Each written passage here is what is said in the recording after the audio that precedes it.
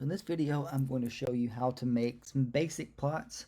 There are more advanced things you can do. I'm not going to go into a lot of detail and format things and make them look really nice, but this will give you an idea on how to make the basic plots you'll need for this class. So I'm just starting with where I left off on the last video with descriptive statistics.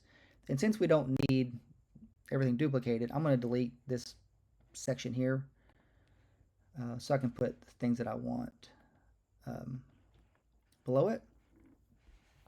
So the first thing we're going to do is make the most basic plot we're going to make is a scatter plot. So if you're going to make a scatter plot, you need two variables. You need something on the x-axis, you need something on the y-axis. So let's look at a plot between the size of the house and the price of the house. Now, if you're making a plot in Excel, you have to be careful, or you can make your life easier if you set the data up correctly. When you make a scatter plot, or anytime you make something with variables on the left, if you have an x variable and a y variable, by default, Excel puts the rightmost column as the y variable. So if we want to look at the square footage and sold price, we want to put square footage on the x-axis and sold price on the y-axis, because we think sold price would depend on square footage. So the easiest way to do this is click on column I, hold down hold down Command on a Mac, Control on a Windows machine, and highlight column K. So we want those two columns to be highlighted. We're going to go to Insert.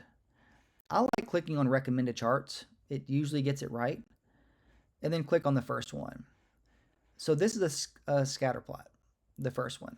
The other way to do that is to go click on this one right here and then pick one out, but you don't really see what you're getting. So I like going to Recommended Charts. This is the one that looks right. So click on that.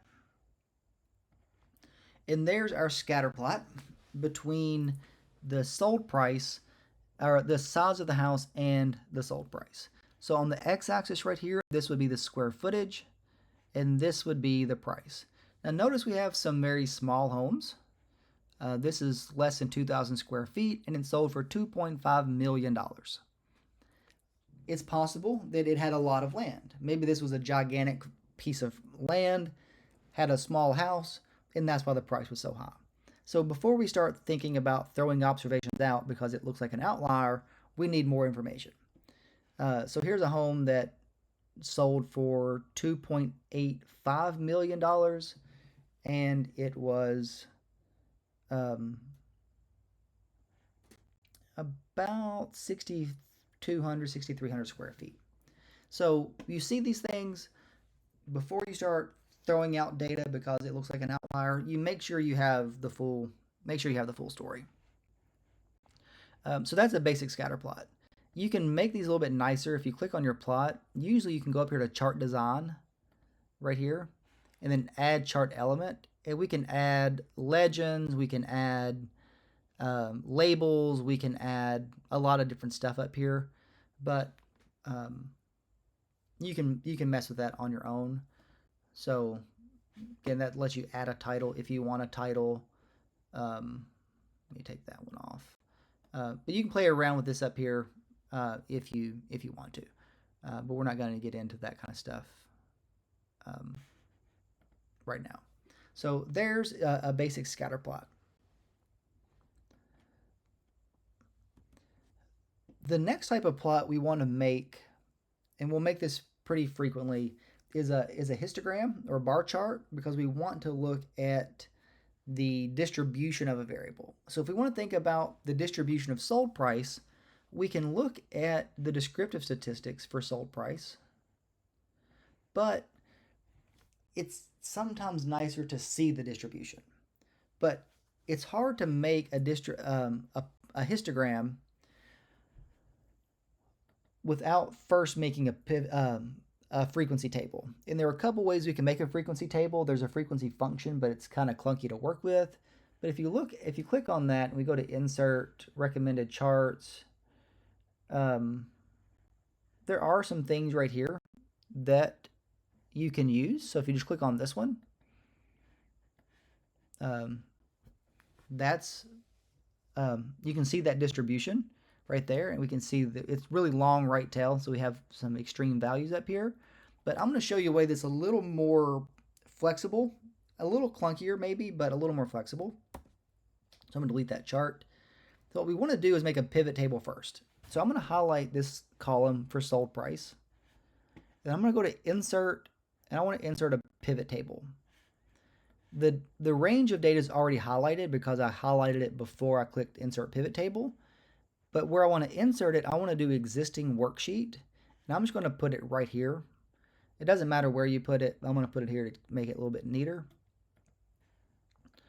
And you get this blank table. Since we only highlighted one field, we're going to drag that into rows and values. So I'm going to click on sold price. I'm going to drag it to rows.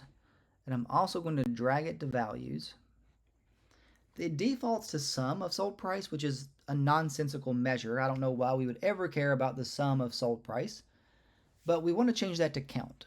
So if we click on that right there, or on a Windows machine, I think you can right-click that and do field settings. Either way, you should get this little pivot table field, and we want to make that the count. So now we have a table that tells us how frequently each sales price appears in the data set, which is not that helpful because we know most of them are only going to show up a few times because this is a continuous variable with a large range. But if we want to make a distribution or plot the distribution of sold price, we can right click anywhere inside this table. Actually, just click inside the table, don't right click. And then go up here to insert. And then we're going to insert we can't do recommended charts here. But if we click on this first one right here, 2D column, it's going to give us the distribution. So notice how bizarre that looks. That's not that helpful. It's not that useful because we have our bins are way too small. So let me do that again, just refresh here. Just click anywhere in the table, go to insert, and I'm going to do this very first bar chart right here. So I'm going to click on, or this column, what's calling a column. So click on that one, and this is what you should get. Now to change the bin width, we want to right click in the table. So I'm going to right click inside the table.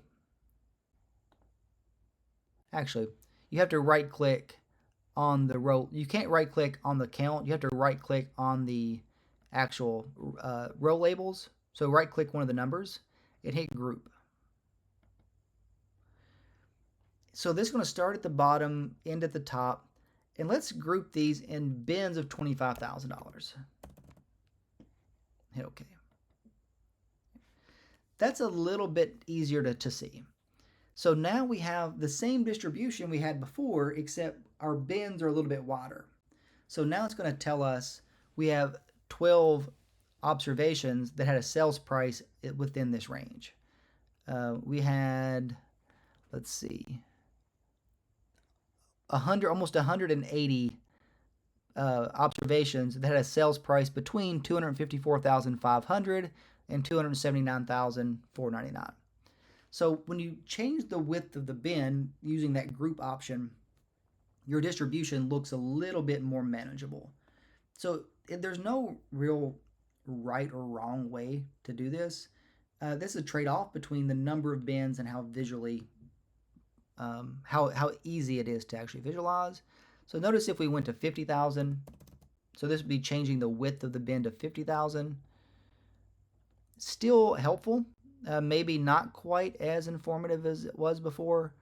Same data, just different presentation. If we go to 100,000, that's too much. Those bins are not wide enough. So somewhere in that $25,000, $50,000 bin width looks pretty good. We'll go back to 50,000. What you're really trying to do here is get a feel for the shape of that distribution. And when we have bins at 50,000, we can see it has a long right tail. So notice the right tail extends up way up here, which is why our skewness is positive. I'm sorry, this is why we get a positive skewness for that variable. The mean is going to be somewhere right in here. So 338,000. Yeah, so somewhere in that area right there is where the mean is going to be. It's a nice way of looking at the distribution to see if it is approximately normal, because a lot of what we do later is going to assume a normal distribution. So um, making this pivot table and looking at the actual distribution is probably the best way to determine whether or not normal is a reasonable assumption. So in the next video, I'm going to show you how to take stock prices, generate stock returns, and then make a line plot. So in this one, we talked about scatter plots and histograms. In the next one, we'll talk about estimating returns and generating line plots. And that should be most of what you need for this class.